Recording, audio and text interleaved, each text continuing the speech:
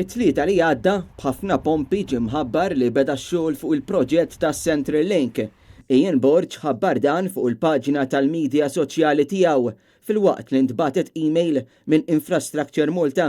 Ironikament fl-istess post tiegħu fuq Facebook, Ian Borg qal li huma semgħu lil kulħadd u li fejn hemm bżonn se jibqgħu jisimgħu.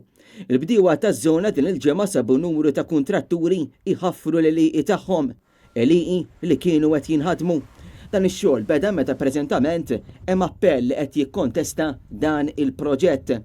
Dwar dan, fi stqarrija maħruġa mill-Bicycle Advocacy Group, intqal li l-appellanti għal dan il-proġett ikkundannaw din l-azzjoni bħala parodija tal-ġustizzja fejn id-drittijiet tal-partijiet interessati ma jistgħux jiġu rispettati jekk l-liqi se jkunu asfaltati, is-siġar ikunu maqluwa u l-istrutturi imġarfa.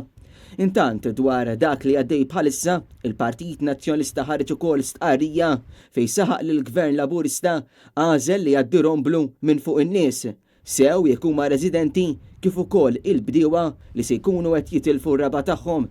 Il-Partit Nazzjonalista appella biex iż-żewġ kandidati għal Prim Ministru mexxej Laburista għandhom minnu fih jaraw li dawn ix-xogħlijiet jieqfu sakemm jintemm l-appell li hemm pendenti fuq dan il-proġett.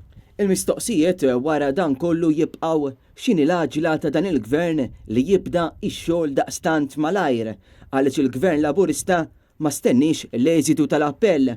Il-Partit Nazzjonalista saħaq li se jibqa' jsegwi x'qiegħed iseħħ u se jibqa' jżomm lill-Gvern Laburista responsabbli tad-danni li qed jikkawża lill-ambjent u liċ-ċittadini tort ta' deċiżjonijiet ħżiena li qed jippersisti li jibqa' jieħu.